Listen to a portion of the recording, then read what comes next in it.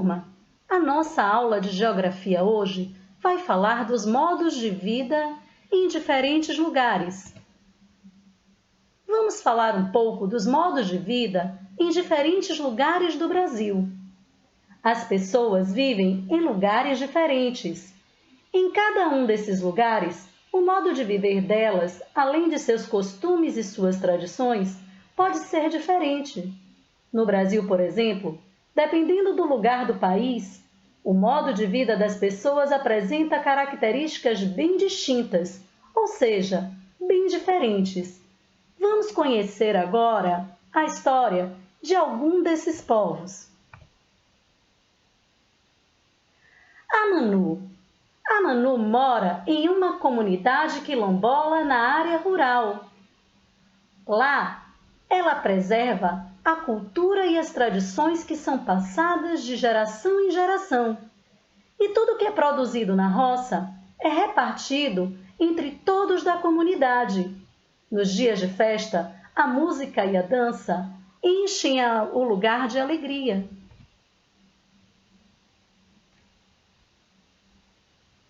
Já o Cauã faz parte do povo indígena Paresi e mora no meio da floresta, na aldeia Wazari. Ele se diverte caçando com o pai no meio do mato. Já a Belinha vive em uma comunidade ribeirinha às margens de um rio. Nessa comunidade, as pessoas moram em palafitas. As casas são construídas sobre estacas de madeira para não serem invadidas pelas águas do rio durante a cheia. O barco é o meio de transporte para que Belinha e seus irmãos vão para a escola. Já o Vinícius mora em um conjunto de prédios em uma cidade grande. Ele acorda cedo todos os dias para ir à escola e quando chega, após o almoço e terminar suas tarefas, vai correndo brincar no parque com os amigos. O Zeca é um caiçara. A sua família e ele vivem à beira-mar, em uma pequena comunidade de pescadores. Os homens da comunidade saem antes de amanhecer para pescar peixes e frutos do mar, para serem comercializados na feira de pescadores. Vamos falar agora do modo de vida nas comunidades tradicionais do Brasil. Em nosso país, existem alguns povos e algumas comunidades cujo modo de vida de seus integrantes apresentam características muito peculiares à sua cultura, ou seja, característica própria de algo ou de alguém. A maneira como cultivam a terra e criam animais, os hábitos alimentares, o modo de falar e de se vestir, além da forma como se organizam econômica e socialmente, dizem muito sobre cada uma dessas comunidades e povos.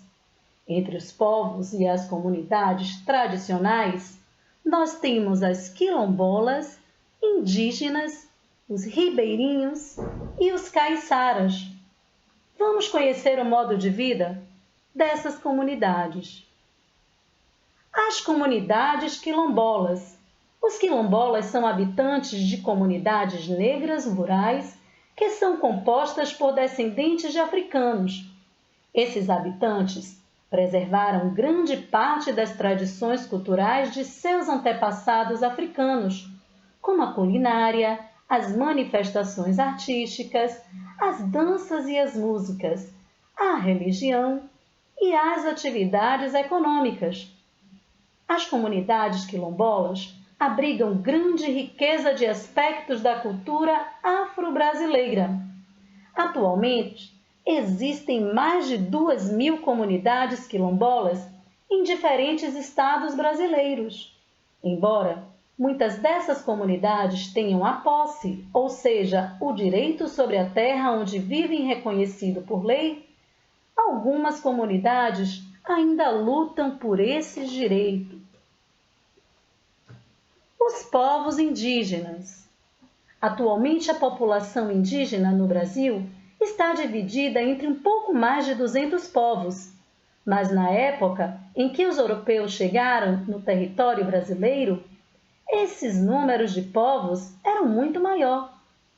Os povos indígenas que vivem no Brasil apresentam muitas diferenças entre si.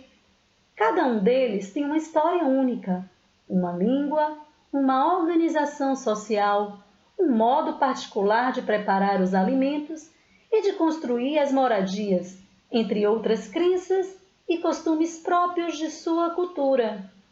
Em nosso país, um número significativo de povos indígenas vivem em aldeias em meio a florestas, retirando da natureza parte do que necessitam para viver.